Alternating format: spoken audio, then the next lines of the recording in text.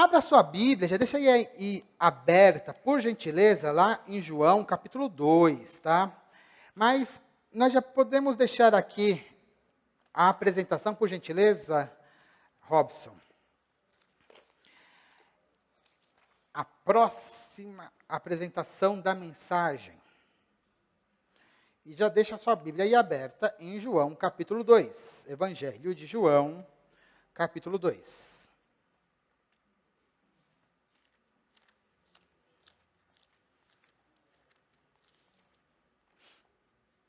Vamos orar mais uma vez. Pai, em nome do Senhor Jesus, eu quero te agradecer, Pai, por tudo que aconteceu nesse culto até este presente momento. Nós já te louvamos, falamos da nossa fé, agradecemos por todos os milagres que o Senhor tem feito e clamamos, pedimos, Pai, a Ti, através das nossas orações. E agora, Pai, nós pedimos mais uma coisa, que o Senhor fale conosco através da Sua palavra. Nós queremos ouvir a Sua voz, Pai. Que através dessa mensagem, que o Senhor tire do nosso coração todo o ceticismo, que nós possamos entender, Pai, os Seus milagres de uma maneira clara, objetiva, que a nossa fé possa ser aumentada, Pai, e que nós possamos viver, Pai, de acordo com a nossa fé. Pai, fale conosco, é o que nós te pedimos, meu Deus, em nome do Senhor Jesus. Amém e amém. Irmãos, como eu falei, já dei uma adiantada, nós estamos começando uma nova série de mensagens, e o tema dela vai ser milagres. Os sinais para a fé. Essa é uma mensagem assim, muito importante para a igreja. Falar sobre milagres. Vocês perceberam, que a tônica do louvor hoje, basicamente foi falar sobre milagres, bênçãos, não foi à toa, mas porque é fundamental que a gente volte e fale um pouco sobre milagres. Mas vem uma dúvida. Por que falar sobre milagres? Por que pregar uma série de mensagens sobre milagres? Se eu ligo a televisão, aí tem dezenas de pregadores, e o que eles mais falam na televisão assim: venha receber o seu milagre. Você vai vir aqui, hoje é a tarde dos milagres. Eu estou fazendo um jejum hoje, para que você receba o seu milagre. Pode vir que o milagre hoje está garantido. Quantas e quantas vezes nós já não escutamos isso na televisão? E tem até pastores que fazem assim, eles vendem as coisas e os brindes eles falam que você ganha porque você compra alguma coisa dele lá. E fala assim, não, são muitos milagres que você recebe por conta que você está comprando alguma coisa lá da igreja dele. Ele chama aquilo lá que você recebe de bênçãos ou milagres, São muitas bênçãos ou muitos milagres. E assim, a gente escuta tanto disso. Mas por que a necessidade, então, da gente pregar sobre milagres? Eu vejo que a gente precisa falar sobre milagres por dois motivos fundamentais, irmãos. Primeiro, porque a gente vive em uma era por um lado, uma era de ceticismo. Se você for em meios acadêmicos, em alguns nichos, as pessoas são extremamente materialistas. Não creem em nada que não seja comprovado pela ciência, né? Então, tem algumas pessoas que são extremamente céticas. Cética é aquela pessoa que não crê, às vezes não crê em nada, ou algumas pessoas somente não creem em milagres. Então, as pessoas não creem que existe sobrenatural. Acham que existe somente as coisas naturais, tudo é governado por leis naturais. E acabou. Se eu consigo provar, beleza. Se não consigo provar, não existe. Né? Não existe o sobrenatural. Inclusive, tem algumas pessoas que eu, às vezes acabam acompanhando na internet, até que eu gosto, que são alguns cientistas, né? Que são muito céticos em relação a isso, né? Em relação ao sobrenatural. Mas o engraçado, irmãos, é que o ceticismo em relação aos milagres não está somente fora da igreja. Existe também muito ceticismo dentro da igreja. Muitas pessoas dentro da igreja também não creem em milagres. Isso acontece com bastante frequência, principalmente em meios como o nosso, como os meios batistas, né, que é onde a gente acaba falando de um culto mais racional, onde a gente fala muito de ler, entender a Bíblia, estudar mais. Às vezes acaba que algumas pessoas acabam não crendo muito em milagres, às vezes até falam, mas agem como se não existisse milagres. Porque não dá para negar a Bíblia, né? A Bíblia fala de milagres, né? Mas aí é o que acontece com muitos pastores que falam que dons não existem mais para hoje. Já ouviram falar disso? Né? São pastores que falam, não, os dons não são mais para hoje, só eram para os dias dos apóstolos. Tem inclusive um pastor que eu gosto muito, né? E eu acho, inclusive, que é um pastor bastante brilhante. Eu não vou nem citar o nome dele, mas que ele está lá na internet. E ele tem isso, ele é meio que sensacionista, né? Ele não consegue negar a Bíblia, porque a Bíblia não é... A Bíblia deixa claro que os milagres eles vão continuar acontecendo, que os dons vão continuar acontecendo. Mas ele fala assim, nossa, mas eu não vejo esses milagres acontecendo muito na minha igreja. Por que isso não acontece? Aí ele tenta fazer toda uma teoria para explicar por que os milagres não acontecem tanto hoje, né, na igreja. E é muito interessante. É um tipo de ceticismo dentro da igreja. E isso é muito comum em igrejas. Eu estou falando do nosso quintal, tá? Quintal batista. É muito comum dentro de quintal batista, tá? Dentro de igrejas batistas. A gente às vezes escuta esse tipo de pregação, vez por outra, de um pastor ou de outro, de uma maneira um pouco mais velada, mas acaba acontecendo também. Então o ceticismo, ele existe. Nós vivemos em uma era de ceticismo, e esse ceticismo, ele acaba entrando, inclusive, na igreja. Esse é um problema. Por isso nós temos que pregar a respeito dos milagres. Segunda coisa, que eu enxergo como motivo que nós devemos aprender e pregar sobre os milagres, é o que eu coloquei aqui, crenças incorretas a respeito dos milagres. Como de um lado nós temos o ceticismo, do outro lado nós estamos no Brasil. No Brasil o pessoal crê em tudo. É impressionante, né?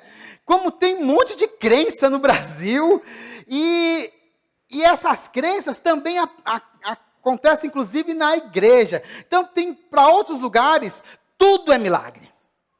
Tudo que acontece é milagre. Não, e milagre tem que acontecer todo dia. Não, todos os dias tem que acontecer cura. Todos os dias tem que acontecer coisas na igreja. Uma pessoa... Às vezes se cura de gripe, é milagre. Eu não estou falando que Deus não cura, tá? Não entendam isso. Mas, numa situação normal, um adulto, ele vai sobreviver a uma gripe. Simples assim. não precisa de milagre. Deus já nos fez para sobreviver a uma gripe. Né? Normalmente. Você pode ficar até ruim, mas você vai sobreviver. Se for um resfriado, você vai espirrar um pouquinho e 2, 3 dias vai estar bem. Vai sobreviver. Você não precisa de um milagre para você passar por essas doenças. Entende? Só que tem lugar que tudo é milagre. Então tem muita crença dentro da igreja que está incorreta a respeito de milagres. Sinais, milagres, eles nunca foram muito comuns em toda a história da humanidade. Eles acontecem, sempre aconteceram e sempre acontecerão, até a vinda de Cristo. Mas, eles vão acontecer em situações específicas. Eu depois não vou entrar em muito detalhe, senão eu vou entrar na pregação. Mas se ele acontecesse todo dia, ele não seria milagre. Não seria um sinal maravilhoso. Seria somente uma coisa cotidiana. Tem períodos onde acontecem muitos milagres. Por exemplo, no deserto, lá quando o povo estava atravessando o deserto, onde 40 anos desceu o maná. Milagre diário. O pão do céu. Saíram do deserto, acabou a moleza, parou de descer pão. Você consegue pegar pão, você sai daqui da igreja e você pega pão na rua? Não tem, mas esse milagre acabou. Deus pode fazer de novo? Pode, lógico que pode. Mas hoje, não há mais propósito de Deus para que esse milagre aconteça. Né? Não há necessidade. Na época de Jesus havia muitas curas, Jesus fazia muitas curas. Sim, claro que fazia. Todos os dias. Mas hoje, temos pessoas que curam iguais a Jesus do mesmo jeito toda hora. Pode ser que sim, em alguns momentos, pode ser que não. A gente tem que começar a ser um pouco mais criterioso, entender os motivos dos milagres. A gente tem que começar a colocar as nossas crenças corretas a respeito dos milagres. Porque os milagres, eles acontecem com alguns propósitos. E é isso que eu gostaria de resgatar para a igreja. Eu quero deixar muito claro que eu creio piamente em milagres.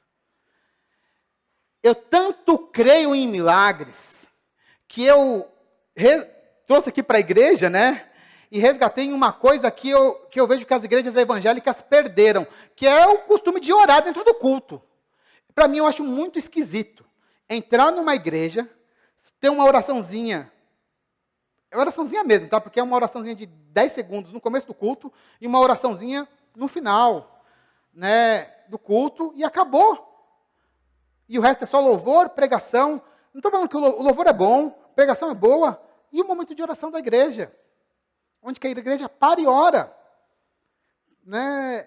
Eu acho estranho, tanto eu acho estranho que aqui na nossa igreja a gente pratica diferente, por conta disso. Eu creio que Deus opera, eu creio que Deus nos escuta, plenamente nisso, mas a gente tem que resgatar direito as crenças corretas a respeito dos milagres. Por isso a necessidade de pregar a respeito dos milagres. E aí, para falarmos sobre os milagres, eu trouxe o Evangelho de João. O Evangelho de João é um evangelho fantástico, irmãos. É um evangelho fantástico. E nesse texto aqui, 1:14, né, e vimos a sua glória como do unigênito do Pai. Dos 4 evangelhos, é o evangelho onde nós conseguimos ver a glória de Deus. Ele tem algumas características únicas no evangelho de João. Primeiro, esse evangelho, ele já começa lá no versículo 1, apontando para Gênesis 1, ele já aponta para a criação, dizendo que Jesus é Deus. No princípio era o Verbo estava com Deus, e o Verbo era Deus. Ele já aponta para a criação. E lá em João 1, 1, 12 e 13, ele já aponta para uma nova criação. A todos aqueles que creram, deu-lhes o poder de se tornarem filhos de Deus. Ou seja, você tem a criação e uma nova criação, logo no primeiro capítulo. Então, o próprio Evangelho ele já traz um novo Gênesis. Criação e nova criação. Esse Evangelho, ele também traz um novo Êxodo. No sentido que, no livro de Êxodo, Moisés, ele descreve um povo que Deus retira do Egito e Deus, ele vem morar, tabernacular com o povo, morar em meio àquele povo. E o que João diz lá em João 1,14? E o Verbo se fez carne e habitou entre nós, tabernaculou entre nós. Ou seja, o próprio Deus agora ele vem habitar em meio ao seu povo através de Jesus Cristo. Ou seja, o Evangelho de João ele traz um novo êxodo, no sentido de que Deus vem habitar com seu povo. Jesus é o novo templo. No Antigo Testamento era o tabernáculo onde Deus vinha habitar com seu povo. No Novo Testamento, em João, nós vemos que Deus vem habitar no meio do seu povo através do próprio Jesus Cristo. E outra coisa fantástica é que o Evangelho de João, lá no final, ele vai mostrar que Jesus é o templo. E depois que Jesus ele vai embora, ele deixa a sucessão, aonde o povo que fica é o povo templo. Porque aonde que habita o Espírito Santo? Aonde que habita o Espírito Santo? Em nós. Quem que é o templo do Espírito Santo? Quem que é o templo do Espírito Santo? Ou seja, Deus habita no mundo através de nós. Nós somos o povo, templo do Espírito Santo. Olha que coisa maravilhosa. No Antigo Testamento era o tabernáculo. Depois Jesus. E hoje, Deus habita no mundo através da sua igreja, que somos nós. Deus habita em nós. É uma coisa fantástica que temos no Evangelho de João. Nós somos o povo templo. O Espírito habita em nós. O livro de João, ele é fantástico porque ele explica muito a respeito do Espírito Santo. Ele nos dá detalhes que a gente só vai aprender no Evangelho de João a respeito do Espírito Santo, sobre a sua missão, sobre várias coisas a respeito do Espírito. Inclusive, aquilo que a gente lembra a respeito de Jesus vem através do Espírito. É também nesse Evangelho que a gente vai aprender de Deus como Pai, e como Ele amou o mundo e mandou o seu Filho. A gente aprende do amor de Deus através desse Evangelho maravilhoso. Vocês entendem como que esse Evangelho ele é profundo? Como ele é diferente?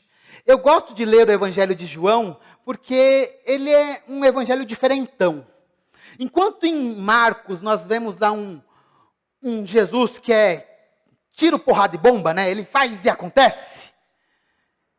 Em João nós vemos Deus, vemos a glória de Deus ali nesse Evangelho.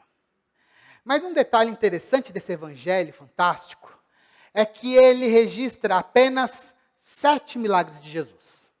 7. Esses 7 milagres são escolhidos a dedo por João para explicar coisas importantíssimas a respeito de Jesus. E nós vamos utilizar esses 7 milagres para guiar a nossa jornada dentro dessa série Milagres.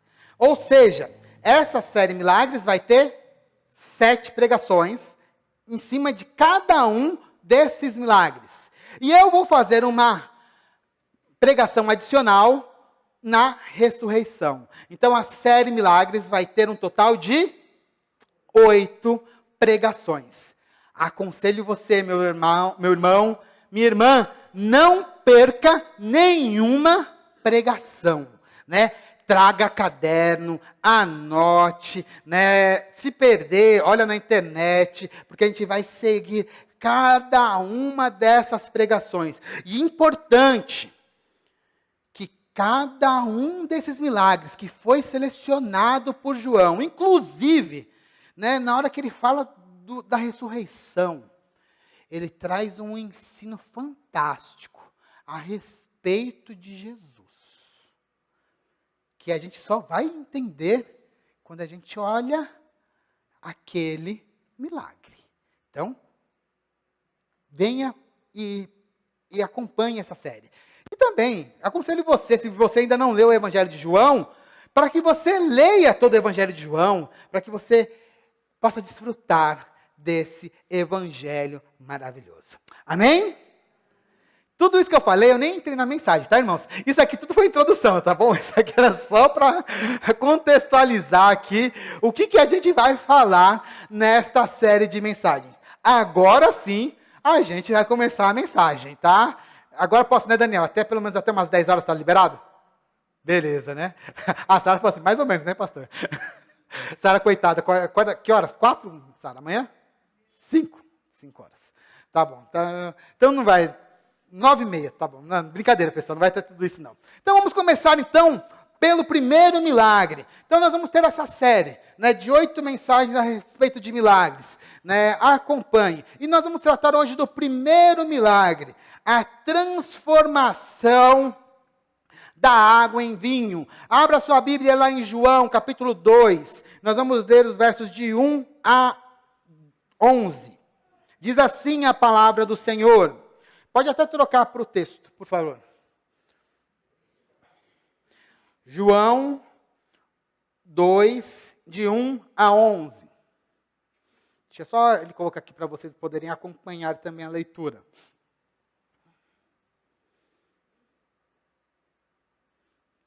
Só um segundinho. Perfeito.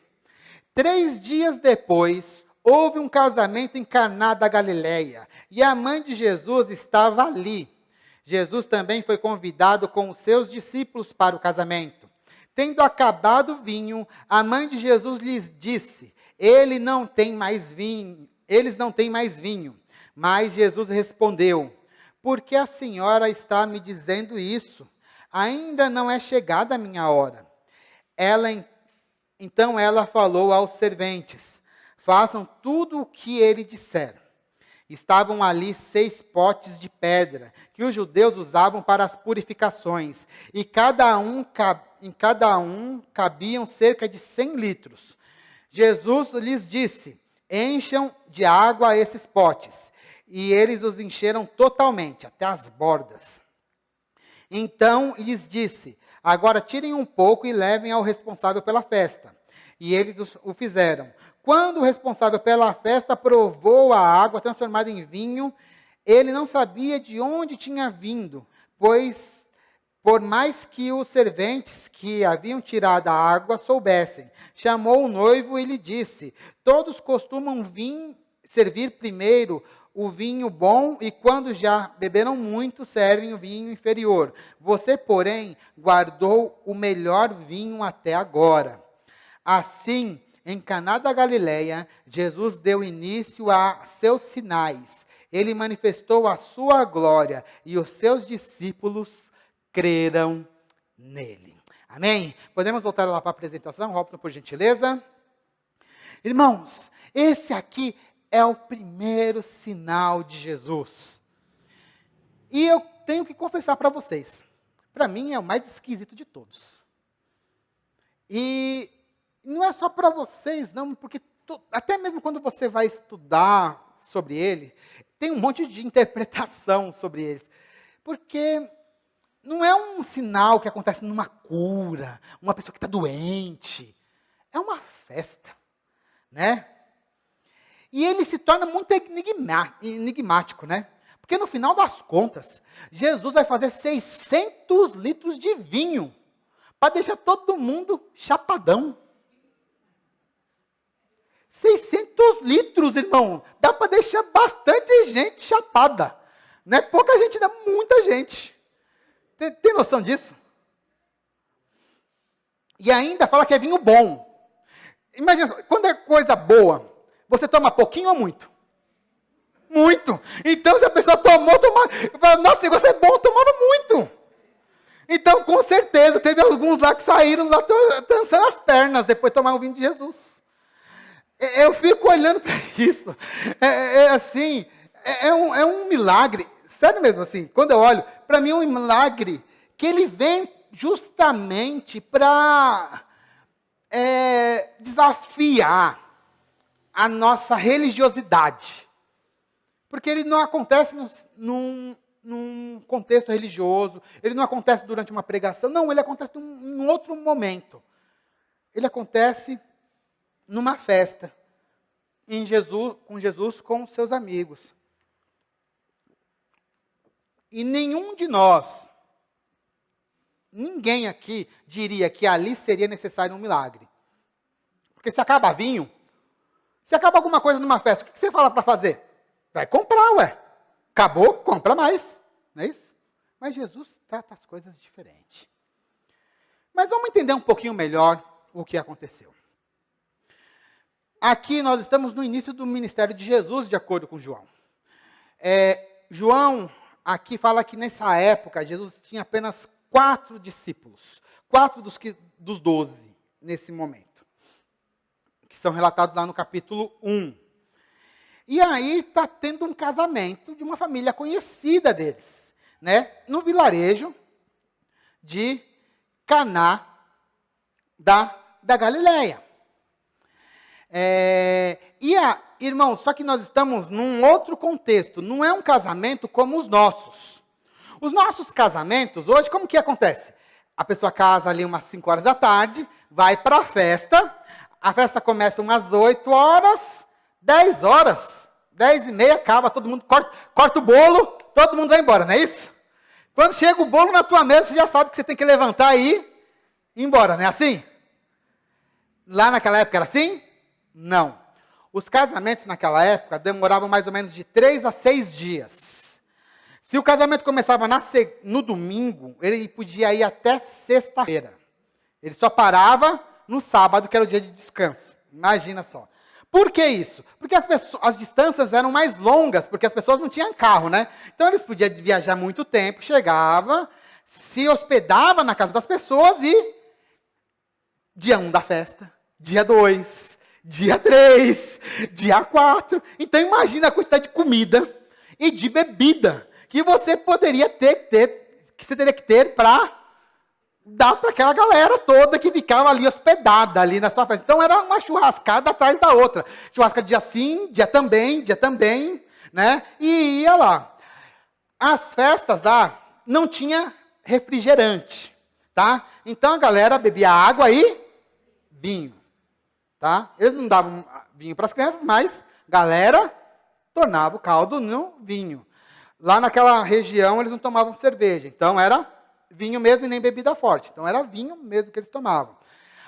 E os vinhos deles eram mais fracos? Não, era vinho mesmo, vinho e bebida. Inclusive, para os judeus, vinho alegra o coração. Ou seja, vinho deixa as pessoas alegres. Então, vinho é vinho. Só que o que aconteceu nessa festa?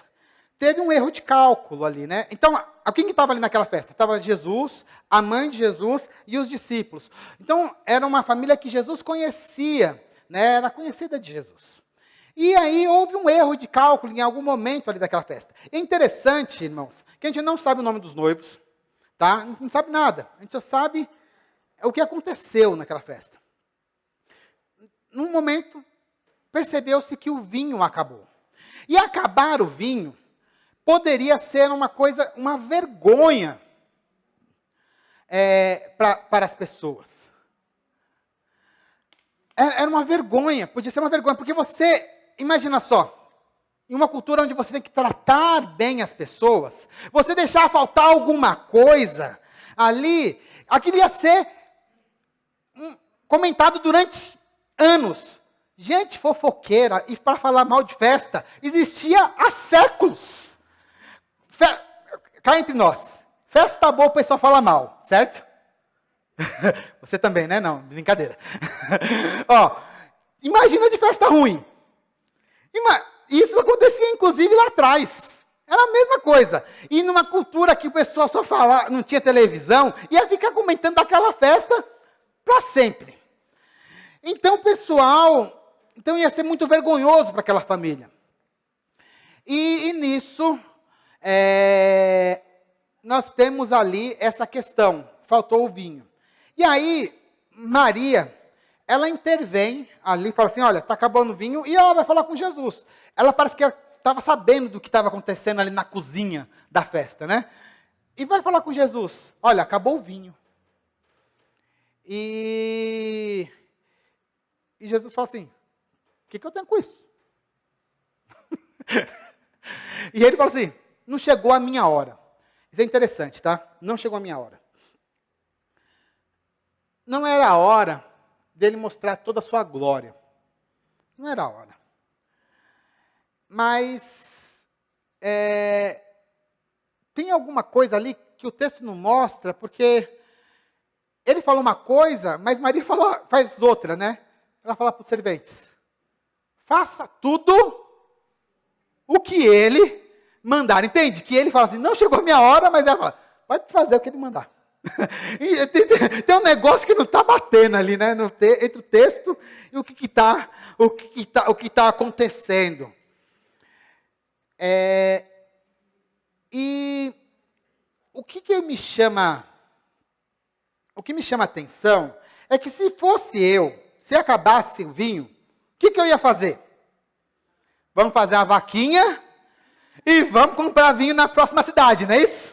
O que você ia fazer? Galera, acabou o vinho, cada um dá um meio denário, né? Vamos comprar vinho na outra cidade. Foi isso que Jesus fez? Não foi isso que Jesus fez. Então, isso que chama atenção, poderia ter outras soluções. Eles poderiam ficar um dia sem vinho e buscar vinho em outra cidade. Mas Jesus fez um negócio totalmente diferente. Ele mandou buscar os vasos de purificação, que eram vasos de pedra. Eu cheguei, há uns anos atrás, lá no MASP, vieram algumas peças de Jerusalém, do Museu de Jerusalém, e mostrou o que eram esses vasos de purificação. Eram vasos de mais ou menos 1 metro, um pouco menos de 1 metro, e grandes assim. Cada vaso desse, de pedra, pesado, tá? Cada um cabe mais ou menos 100 litros de água. Então eram grandes. 100 litros, mais ou menos. E eles conseguiram 6. Jesus pede, enche até a boca. Até o limite. Então eles foram lá e encheram até a boca. E aí depois que eles encheram, o que Jesus faz? É muito interessante, né? Então eles vão lá, primeiro, enche. Perfeito. Agora pega essa água e leva para o mestre-sala ou para a pessoa que está lá comandando nas festas. Então, na festa tinha alguém que ficava lá animando a festa. E leva. Eles pegaram e levaram. A gente não sabe exatamente quando aconteceu o milagre. Se foi na hora que eles encheram ou se foi na hora que eles estavam carregando.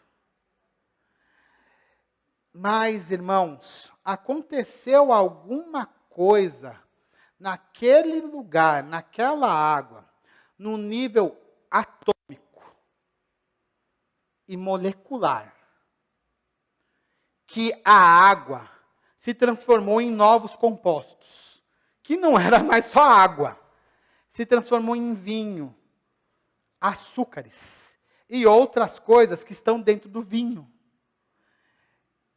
que somente pode ser feito por alguém que pode estar, que tem o poder criador. Imagina que da água está havendo algo que é somente possível ser feito por aquele que criou o mundo, da onde? Através da água. Da água da própria criação. Não foi assim? Separe-se a água das águas e da água de baixo, ele criou a terra. A gente, não, transformou a água em vinho. Mas você já pensou? A molécula de água, ela tem que ter virado uma outra molécula. Um outro átomo. Se as cadeias têm que ter, as moléculas têm que estar formadas. Um negócio fantástico aconteceu ali. Um milagre fantástico. E a gente fala assim, normal, a água virou vinho.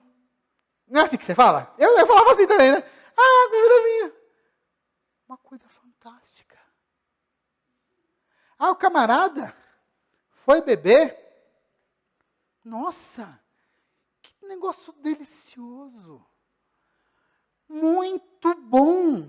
Porque tudo que Deus faz é o quê? Muito bom. Muito bom. Ele ainda chamou o noivo. Nossa, esse negócio aqui está tão bom que eu tenho que fazer um elogio público. Esse negócio aqui está muito bom.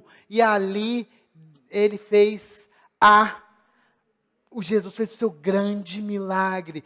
Então, tem noção do tamanho desse milagre? E no final disso tudo é que, o quê? Um monte de gente ficou bêbada. Tô brincando. Mas é um milagre fantástico. A gente fala com banalidade. Mas é uma coisa fantástica que aconteceu. Perceberam? Teve luz saindo da água. Jesus gritou, ó Pai. Teve alguma coisa assim, né? Em cima da água.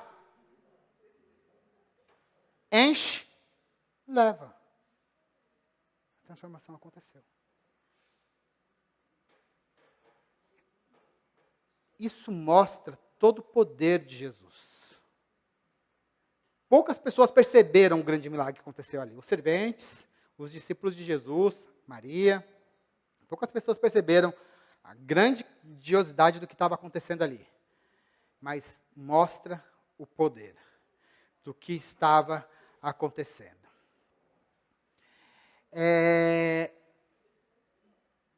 E o que sempre me chama a atenção, apesar de toda a grandiosidade, era um milagre que aconteceu num ambiente meio que normal naquele casamento. E qual que era o propósito desse milagre? É o que eu queria chamar a sua atenção. Qual é o propósito desse grandioso milagre? Eu queria chamar a atenção daquilo que eu não falei antes do que é o verdadeiro propósito. Eu não falei do casamento, o grande detalhe do casamento. Eu não falei da grande amizade de Jesus, assim, em detalhes. Porque tem muita gente que foca muito nisso. Mas o propósito não estava ali. João detalha qual era o propósito dele mostrar esse milagre. O primeiro propósito está aqui, relatar qual foi o primeiro sinal de Jesus. João sempre chama os milagres de sinais, tá? Semeiam, né? De sinais. Semeiam em grego.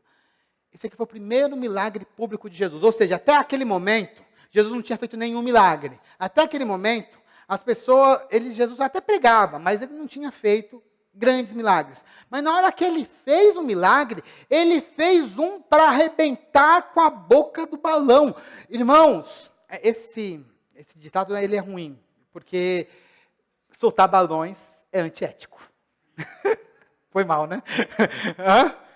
É crime, inclusive, né? Então, estou fazendo apologia a crime. Corta essa parte. Então, não soltem balões, que é crime. Tá? Então, vamos para outro ditado. Ele fez um milagre enorme, que não houve precedentes na história.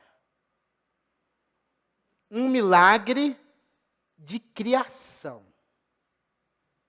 Um milagre que o equivale ao Criador, logo no primeiro. Esse é o tamanho desse milagre. Esse é o tamanho desse sinal.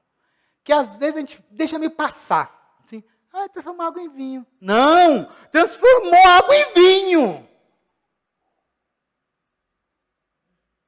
É para a gente ficar de boca aberta. Como que faz isso, meu? Ninguém consegue fazer isso. Fala para hoje. Uma pessoa, dá para qualquer cientista. Toma aqui água. Faz esse negócio virar vinho. Ninguém consegue. É impossível com a tecnologia. As plantas conseguem porque ela não usa só água. Ela usa água e um monte de coisa para fazer isso. Mas não dá, é impossível. Jesus fez. Esse foi o primeiro milagre. E depois, segunda coisa, o segundo objetivo, isso está lá, deixa eu ler o versículo 11, tá? Assim, em Caná da Galileia, Jesus deu início aos seus sinais, ou seja, primeira coisa. Segunda coisa, ele manifestou a sua glória. Esse sinal, ele manifesta a glória de Deus através de Jesus. Jesus é o Deus encarnado. Esse milagre manifesta que ele é Deus. Toda a glória de Deus é manifestada através deste milagre, deste sinal. Ele não é um sinal trivial, não. Manifesta a glória de Deus. E isso demonstra que Jesus é o Cristo, o Filho de Deus. Ele é o próprio Deus encarnado. Esse milagre mostra isso. E em terceiro lugar, está no próprio versículo 11, diz assim: e os seus discípulos creram nele. Esse milagre, ele está ali relatado para conduzir a fé. Na hora que os discípulos viram isso, eles foram conduzidos à fé salvífica. Deixa eu só explicar aqui uma coisa que é importante. Que a igreja, isso é uma coisa que a igreja evangélica falha bastante. Crer que existem milagres, muita gente crê. Que Jesus faz milagres, também muita gente crê. Mas o importante não é só chegar no milagre. É você entender que esse milagre foi feito por Deus. E quando você entende que ele foi feito por Deus, você tem que crer que ele pode te dar a salvação e a vida eterna. Esse é o grande propósito deste milagre. O propósito desse milagre não é... Ele ajudou os seus amigos? Sim. Ele trouxe alegria para a festa? Sim. Amém. Isso foi bênção. Mas o grande propósito desse milagre foi trazer salvação para os seus discípulos. O grande propósito desse milagre é trazer salvação para a gente, é conduzir as pessoas para a fé, mas para a fé salvadora. Você não tem que crer somente que Jesus te cura, você tem que crer que Jesus te salva, que Jesus te dá a vida eterna.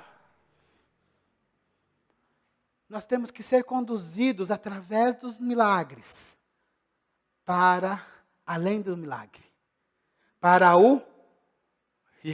falar de milagreiro, não milagreiro, para o Cristo, para o Salvador. Este é o grande propósito deste milagre. Levar a salvação. Porque ao olhar que a água se transformou em vinho, Você vê que ali não é um homem, mas sim o Cristo, o Filho de Deus, o próprio Deus. Aí você crê nele e você recebe o quê? A vida eterna. Este é o propósito deste milagre. Então aí nós chegamos à conclusão deste milagre, que é exatamente isso, né? Quem crê naquele que fez este milagre, ó, entendam. Quem crê naquele que fez este milagre, se torna o quê? Um filho de Deus. É por isso que João deixou esse milagre para a gente, para que a gente pudesse crer que Jesus, para que a gente pudesse crer que Jesus, Ele é o Filho de Deus. Já estou caminhando aqui para o final. Irmãos, eu quero, assim, fazer um apelo para você. Talvez você tenha escutado muito sobre as questões de milagres. Jesus cura, Jesus faz e acontece. Ele faz isso, Ele faz e acontece. Mas eu quero te chamar agora para você ver além do milagre. Para que você creia naquele que fez o milagre. Mas que você não só creia que Ele faz o milagre, mas que Ele te dá a vida. Este é o grande propósito. Para que você alcance a vida e a vida eterna. Amém? Acho que você não entendeu. Amém? Amém. Vamos abaixar a nossa cabeça e vamos orar. Mas antes de orar, queria que você... Não, pode ficar de cabeça baixa, tá? Não precisa orar para mim, não. Fica de cabeça baixa. Pode ficar de cabeça baixa. Queria que você fizesse essa reflexão. Eu não vou chamar ninguém à frente, mas eu queria que você fizesse essa reflexão interna.